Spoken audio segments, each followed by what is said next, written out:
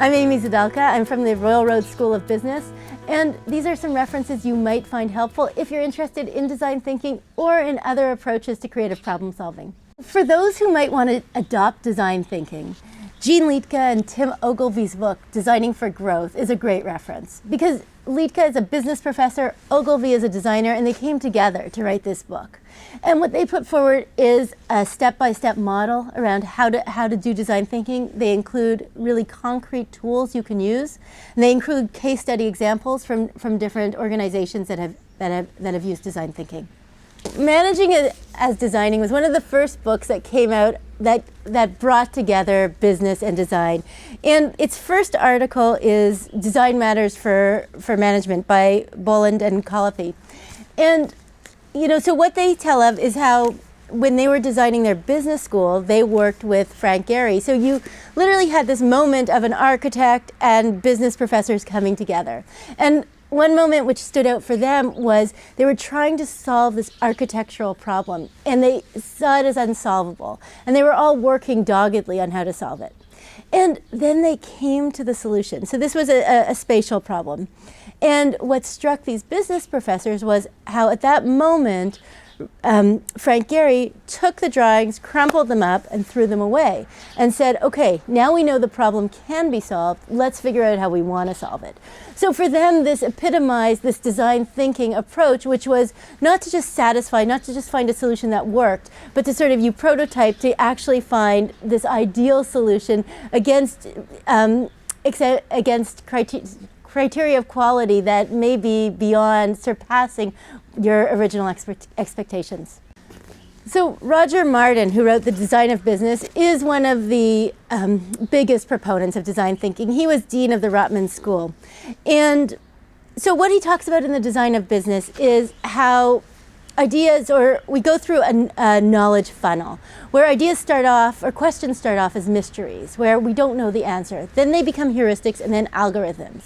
So the example he uses is of when car culture just popped up, freeways. And it was a big mystery. What did that mean, let's say, for the restaurant business? Nobody knew, no one had thought about it.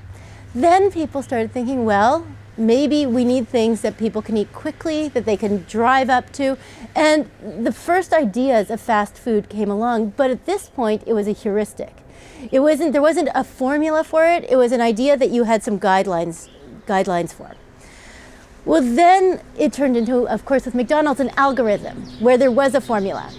And Martin's point is that we were in an age of algorithms, where if you think of a company like Walmart, if you figured out how to be more efficient, you could be very successful.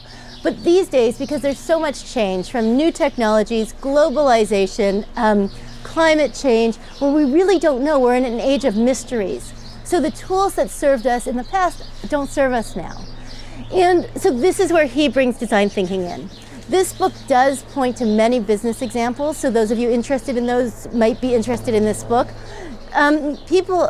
Business examples of companies and people who didn't necessarily say, I'm a design thinker, but that in retrospect, Martin goes and looks at them and says, these are examples of design thinking. So this is actually the textbook that I use in my class, Creative Leadership, and it's by Puccio, Mance, and Murdock. So it comes out of the International Center for Studies in Creativity in Buffalo, New York.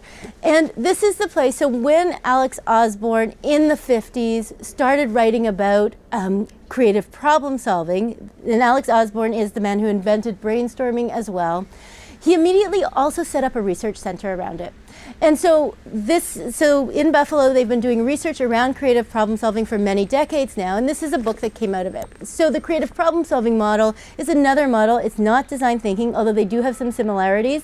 But this book grounds you both in the research around creativity and creative process, and it ties it to the field of leadership. So if you're a leader in an organization, or if you're a mid-level manager, or if you're actually at any level where you at all want to have influence, this connects the creative problem-solving process to the discipline of leadership. When we're talking specifically about managerial innovation, a really great book is Gary Hamel's The Future of Management. So Hamel's view is that so much has changed over the past 50 years, but actually management or the way we structure organizations hasn't changed that much. If you look at the organizational chart, it looks the same as it did decades ago.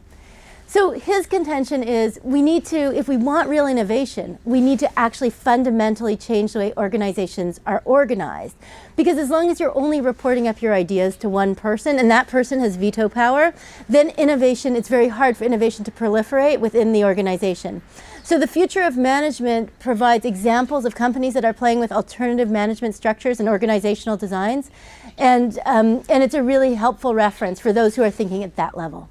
There are excellent free design thinking references on the internet. So one is, if you go to the Stanford D.school, they have their d.school Bootcamp Bootleg. They put all their tools for design thinking free. There's a free PDF you can download, and it's as good as anything you'll find. So you can start there. Another great site is IDEO's site.